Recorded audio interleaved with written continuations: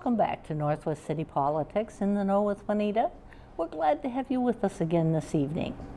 We're always happy every week that there are people like you out there, people that are interested in the issues that are happening in our cities. Because it is important for good government for there to be a good flow of information back and forth between the residents, between the city councils, between the city staff. So we're glad that you're interested and we're glad that you're with us.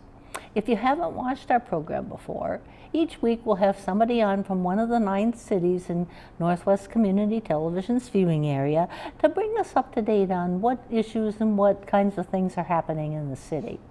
And then if it's your city, be sure to take down the phone number and email of the person we have on in case you have questions, or it might be an issue that really resonates with you, and then we encourage you to follow up. And we're very happy tonight to have as our guests a couple of people from Golden Valley. We've got Mayor Shep Harris, and we've got Golf Operations Manager. Okay, did I get it? Very good. Ben Disch. So we're happy to have both of you with us to help us go over what's happening in Golden Valley and keep people out there up to date. Thanks so much for having us tonight. And now you'll know, because you've been on before, but you won't, that I'm going to give you a little time to introduce yourself out to our wider audience. Tell them a little bit about yourself and your time in Golden Valley. Okay, well, thank you. And I also want to say thank you for Ben Disch for being here this evening to talk about some really exciting news that's going to happen in Golden Valley in the near future, right. About our community center. But so I've been lucky and fortunate to represent the people of Golden Valley for the past going on 5 years now as mayor. My family and I moved to Golden Valley 12 years ago, and we've got 3 kids, so we have been and continue to be very involved. Oh, yes. On any given night. It could be Park Valley United Soccer, it could be Golden Valley Little League, it could be Golden Valley Girls Softball, it could be obviously city council meetings, right. It could be the Golden Valley Rotary, the Golden Valley Business Council. I'm a member of the Twin West Chamber of Commerce, and also a member of the League of Women Voters. So it's a 3-ring circus, but you know, that's the way life is, but we love it that way, and so we've just been lucky to live in a great city. Oh, true. And Ben, let you tell our audience a little bit about thank yourself. you so much for inviting me tonight. My name is Ben Disch. I am the Golf Operations Manager at Brookview Golf Course. I am in my 17th season, so 17 years means I have seen a lot of changes at Brookview through the years. And not only at Brookview, but in the golf industry as a whole. And I tell you what, there is nothing more exciting, at least at Brookview in front of us, as a new community center, which we look forward to discussing a little bit tonight. So again, thanks so much for having me. Oh, we're glad to have both of you with us. Thank you. Now, we've referenced your new community center, and now we'll spend a little time talking about it, because it's one of the bigger things that Golden Valley's got going, right? We're very excited about it. Absolutely.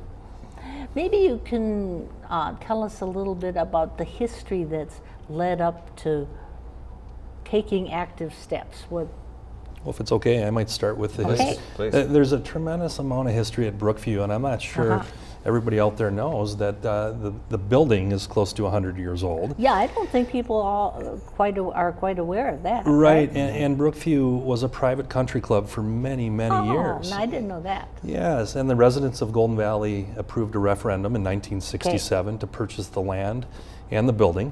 And the city of Golden Valley took over operations in 1969 and have been running Brookview Golf Course with the community center in the same building since then. And fast forward, or rewind if you will, to 1984, there was a 10-year Band-Aid fix, if anybody recalls that. At that time, there was money earmarked for a 10-year Band-Aid for the Brookview Community Center. And here we are in 2016 talking about the community center.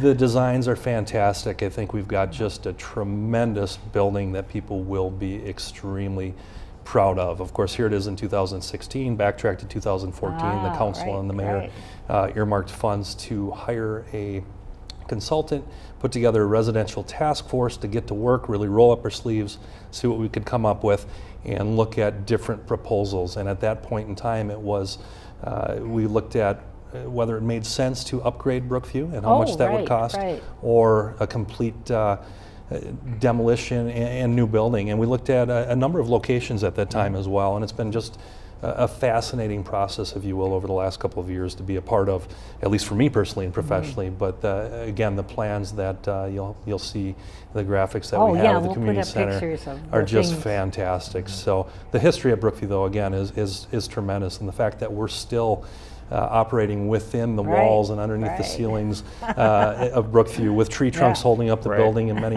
in certain spots, places that we don't let the public see. Again, the fact that the building is 100 years old and has been added on and added on through the years.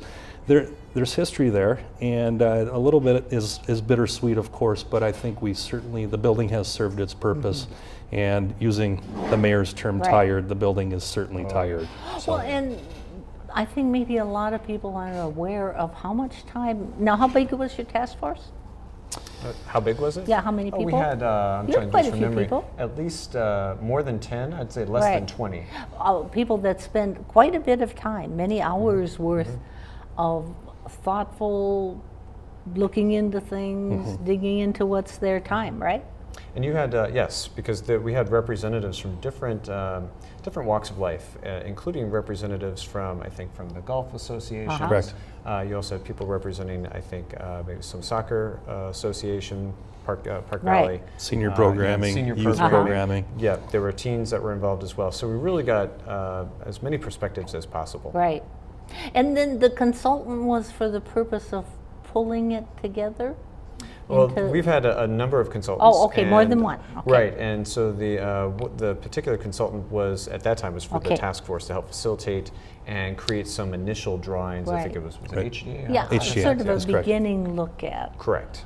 And so, but since then, now when we've gotten recommendations from the task force, which we put out to the community, got a lot of feedback, and in terms of size and scope and location, and we've had some open houses, and we've also had information in our city newsletter about it a number of times. And so and then the city council took those recommendations and decided to go forward with an $18 million facility. Yeah, I don't think people are aware of how much back work there is. You know, when it starts getting to the point where it might become real, then people kind of get excited, but they don't realize that there's been people putting a lot of time and effort and thought into that process. And what were the guiding principles, because you were involved in that? Sure. And the program areas that you wanted to be sure to cover? Yeah, well, the one term that we kept hearing that has come up time and time again is a community gathering place. Okay. So I would say if I had to narrow down the guiding principles, because there was many, but the guiding principles for a new community center certainly were a community gathering place, a sustainable building, something that the residents and the community could be proud of for many, many years to come. I think also with the architectural firm HGA and staff, there's been a real desire to have a connection between the indoors and the outdoors, and really a community connection with the indoors and outdoors. And there will be a kids play component, two-story kids play center in the new community center, banquet facilities, updated banquet facilities. Again, when you're talking about a building that's 100 years old to new banquet facilities, it will be phenomenal, overlooking the 18 and 9 greens on the regulation golf course. And then a restaurant that will be open probably 360 days a year. That will probably change our operations dramatically. So some really wonderful things in this building, but I think at the end of the day, guiding principles were a community gathering place. And so then all of that got put together into, was it 3 proposals? There were a variety of proposals that. Or that came before the city council that you had to decide on? It went back and forth a number of times where the task force brought forward different proposals and different estimates working with the consultant. And so that's, like Ben was saying, we were looking at the, depending on which directions you want to use, maybe the southwest corner of Highway 55 at one and point. Winnetka Avenue, which is the northeast corner of the park. Yeah. Area, and so could there be a facility there? We even I would say flirted with the idea of, well, what if we literally knocked down City Hall and did something right in the middle of Golden Valley and Winnetka, Golden Valley Road and Winnetka Avenue, and maybe did the whole block, and perhaps even looked at possibly incorporating or talking to Hennepin County with the library. And those options were astronomical in terms of cost. Right, right. To say the least. And so those were some of the options, and that was the first Oh, first okay, phase. the first time through. And then they came back again. The task force came and gave us different recommendations, from doing more Band-Aids, Right. keeping the current facility, or some variations of that. And what we settled on, finally, the task force recommended a $38 million facility. Okay. And we crunched a lot of numbers, and we also looked at what were the needs and the community themes and principles, and ultimately building consensus Right, on the council. right. And also getting feedback from, what I didn't mention before was that we did 2 years ago, we did a community survey. Okay. A phone survey, scientifically proven Okay, right. survey, and we got a lot of feedback from that as well in terms of what people could afford for a Right. community center. And so taking all that information, it was like drinking from a fire hose. Oh, yes, Taking that all into yes. consideration, that's where we settled on the $18 million facility late last year. And then part of it, because you had two proposals that came out at the very end, right, in last November? What we looked at was, there was I'd say about roughly a $12 to $15 million facility without the Okay. children's indoor play facility. Uh-huh. And we got a lot of pressure from a lot of the younger families in the okay. community to say, wait a second, you really should put this in there. And so that's correct. where we decided, and we pushed back on some of the consultants and said, well, Right. could we include that for that same price, Right. 12 to 15 million? And they came back and they said, not really. And so that's how we wound up with option 2, Okay. which is including the children's play facility, which I'm really excited about, Right. for $18 million. Now, maybe we can have you describe, and then we'll put some pictures up of the final proposal that got voted to move forward, to move ahead. Yeah, the final design that was decided upon is the $18.2 million Okay. design, as the mayor just mentioned. And I think the feedback, especially from the residents in the community and the staff, is that everything that was discussed with the task force in that process, we really have something to be proud of, and that I think we found a really wonderful design that incorporates many of the elements Okay. that were discussed in the conversations and all those meetings with the task force throughout the last really two and a half years. And then what part of the golf course will this go on? So this will be built, the new community center will be built just outside the Right. south walls of the current community center. And literally you feel like you can reach out and touch this, but it'll be constructed just to the south of the community center, all the way up to about almost the first tee box Okay. of the regulation golf course. If you're familiar with the property, we're essentially building on top of the putting green where the current putting green is. Okay. We'll be relocating the putting green in front of the driving range building. And really one of the wonderful, I think, features of the construction process is the fact that we will be able to operate out of the current facility while construction is taking place. So as far as the timeline is concerned, we're looking very forward to breaking ground here in October, right around the corner. And then construction should take place anywhere from 12 to, I believe, 14 months. Sure. We'll operate out of the current community center. We'll take whatever we want to take with us, move into the new building. And then at that point, phase 2 will take place, and that's demolition of the current community center. We'll probably host a party. Oh, we definitely should. And the phase 2 should take anywhere from about 2 to 4 months for demolition of the current Brookview and some landscaping design and whatnot. So this whole process has been going on for a couple years and has yet another year to go, right?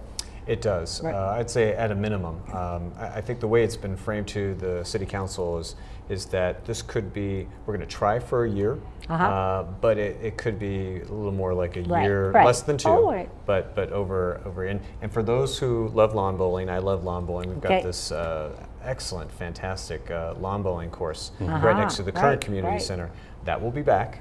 You'll be able to bowl on it this summer. It's already open, and that will be back by popular demand when this is all said and done. So just think about it. You'll be able to, you'll have that wedding down at the gazebo at Brookview Park. Your wedding party will come down the road. You won't even have to drive. Just walk on down, use the banquet facilities.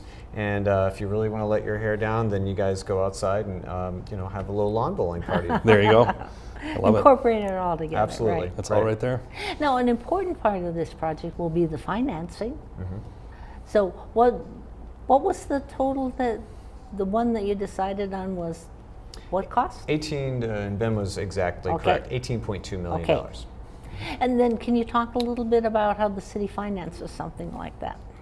What we've decided to do is we looked at different options, whether we do a referendum and take it to the community for an actual vote, or whether we do it through bonding, which some communities do. And we felt like we got enough feedback through that community survey, through the open houses. We were very specific about showing what would the cost be to residents based on the property value, their individual house, the property value of their individual homes. What would the cost be? And the average median home, which is around in Golden Valley, which is around 250,000, 255,000, depending on the year. You're looking at roughly a $100 increase in your levy. And the feedback that we got, especially from the survey, remember those questions, can you handle $3 a month? Can you handle 6? Can you handle 9? And the feedback, even at $9 a month, was positive, was overwhelmingly positive. So we felt like for the cost of what it would take to do a special referendum, that it was actually, we felt comfortable and confident going forward. There's a couple residents who feel like they should have taken it to a vote, but you're not always going to have 100% support for that. But that's what we've chosen to do, is go through our Housing and Redevelopment Authority in terms of doing a leasing bonding type of proposal to pay for this over the next 20 plus years. All right, so have you hired the builder that's going to do the construction? Maybe you can tell us a little bit. Yes, we have. So About- HGA is the architectural firm, and we've hired Adolphson and Peterson Construction as the construction management firm for this. So very excited with both companies. They've been phenomenal to work with from day one. So now there's several steps that involve the city working with your builder, right? Well, that's correct. And maybe you could talk a little bit about, because there's things that are going all the way now through the summer into the fall, right? Sure. Well, we're currently in construction development phase, as we call it. Okay. I believe our bid packets are going out in July here. So there's a lot of things taking place. We do have an open house scheduled for Tuesday, June 14th. Mark your calendars for that. I believe it's from 5:30 until 7 p.m. 5:30 to 7:30 p.m. There will be a short presentation where residents, or community members, or golfers, patrons can ask questions, see some of the design details of the new Brookview, and hopefully get those questions answered at that open house on Tuesday, June 14th. Something to mark your calendars for there. So there's still lots of work to go, but it's into a different phase now. I feel like we're getting close. I mean, feel we like can actually see this. Yeah, I'm looking forward to the groundbreaking in October. That's the estimated date that we have for the groundbreaking. So at this point, I feel like we've got and you'll see from the designs, the structure is there, the interior design is there. I think we're now really kind of getting down to the nuts and bolts of where, where's the artwork going to go specifically. And that's some of the feedback that we'll get at the open house. Now we'll move to a whole different thing. We're going to talk about Douglas Drive, and there's a lot of construction going on Douglas Drive this summer. Now, Golden Valley and Hennepin County work together on this. Can you talk about that a little bit? Right. In fact, I'm looking forward here, and for Golden Valley residents, you should be getting this latest newsletter in the mail. But there's a nice one-pager right here about the construction, and this is a project that's been worked on. It's been in the planning stages for a number of years. In fact, it was previous mayor and city council and staff were working on it before my time. So we're talking going back 6, 7, 8 years ago. So this is a partnership between the county and the city, and this is going from the northern border of Douglas Drive, where Golden Valley goes into Crystal, all the way down to Highway 55. This is a $20 million plus project. It's a $20 million plus project. It is a costly one, but a necessary one. This road has been around for 50 years, this current road. For anyone who's driven over that road lately, you can tell it needs it. It's time. It is beyond time. It's tired. And you've got sidewalks on one side, but there are not sidewalks on the other. Right, right. Plus, this is what's called a complete streets initiative that we're doing with the county. So this is going to be able to provide multimodal transportation. So you're going to have, obviously, you're going to have the cars, Right. but you're going to have the walkers. You're also going to have a bike trail. On both sides of the avenue. Right. So, and we're also trying to spruce it up a little bit, make it look Sure. a little more aesthetically pleasing. And then we're also trying to make it safer as well. Oh, right. And that's why there are going to be 2 roundabouts, one at Golden Valley Road and Douglas Drive. Okay. And then the one north to it will be at Sandburg Road and Douglas Drive. And that's really to try to reduce traffic accidents. Right, right. Now, the road is closed for this construction period, and how long will that construction period go? It's going to be a 2-year Okay, process, right. but don't panic. It Okay. won't be completely closed. Okay, that's I thought we better talk about the road yes. and what the barrels and what you're going to find. That's right. If you go to the church there on the corner, or the Jehovah Witness Temple on the Right. corner of Douglas Drive and Duluth Street, you'll still be able to go there. If you want to get your gas at Super America, you'll be able to still get your gas. If you don't mind driving a little bit on a gravel road from time to time. And people, I think, have already adjusted. Not that I've driven in Formula One races, but you know, they've kind of gotten used to this driving through the cones and a little bit of a course. Right. If you can handle that, then you'll be fine. So it's what we're going to start this summer through the fall. We're going to start from the north and start to work our way down over the next 2 years south. So really from that Medicine Lake Road border. Down to Duluth Street. That will be the summertime into fall project. Right. And then from the fall into early next year, we're going to be looking at Duluth Street down to Olympia Street. And this road is being constructed down to the bottom and up again, right? That is correct. Right. I mean, we've got what's happened already for those who drive up and down the street. We've had the utility poles will be taken out. Those lines have already been, the new lines have already been buried. And so at some point when the construction is complete, before it's completed, those poles will be gone, those utility lines will be gone, and no one's going to lose their electricity. It's already been wired. We've also had some fiber optic cables that have been put down by the utilities as well. So there's already been some work done on it. We're going to see a lot more soon. Right. And then there's opportunities for people to get updates on the project. Maybe you could speak to that, because I think that's important for people to know. Yeah, I do appreciate you saying that, because everyone's going to be impacted one way, one form or another, whether they're trying to go to school over there at the Sandburg Learning Center, or they're going to Honeywell for work, or they're trying to get down to tenant companies further down the street, or the new CenterPoint Energy building. So you can either go through the city website, or you can actually go through the Hennepin County website. If you just do a basic Google search for Hennepin County Douglas Drive, there will be, in fact, I can give you the information if we need to put it up on the screen here for Hennepin County. So there's a couple of different ways, or simply just pick up the phone and call City Hall, and we can connect you to the right city staff. And then if they go to the Hennepin County one, they can sign up for email updates on it. Correct. Like if you're really impacted, you live in that area, you might want to know what's happening on a regular basis. That is correct. Yep. And then 2 years from now, it should be completed, right? It's going to be completed, and we're going to take it nice and slow to make sure everyone knows how to drive around the circles. That will be That's been the roundabouts. There are some people who are fearful of the roundabouts, and then there are others who aren't fearful of the roundabouts, but they're fearful of the people who don't know how to drive around the roundabouts. Right. So we'll all hold hands, and we'll take it nice and slowly those first few days. And then also with the legislature there was discussion, and so I'm going to go beyond this legislative session, about the Metropolitan Council, and maybe it's time to make some changes in it. And maybe you can tell me, how does the Met Council work as it interacts and affects Golden Valley? Well, it's kind of for the people out there to know. I'm glad you bring it up, because it's kind of a hidden level of government that a lot of people don't realize. And when you think of affordable housing, the Met Council is involved in coordinating. Really, the Metropolitan Council is about coordinating all the cities in the metro area to make sure that, to a degree, we're not stepping on each other's toes.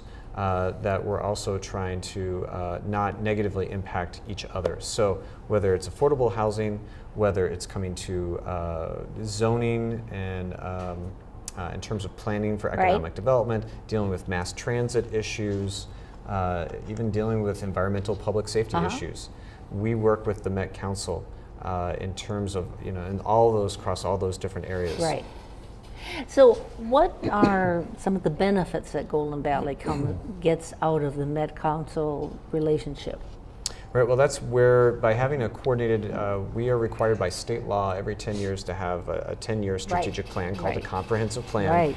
And anytime we want to deviate from that comprehensive plan, not only does the City Council have to sign off on it, but it does go to the Metropolitan Council to make sure that it jives with kind of our general collective direction.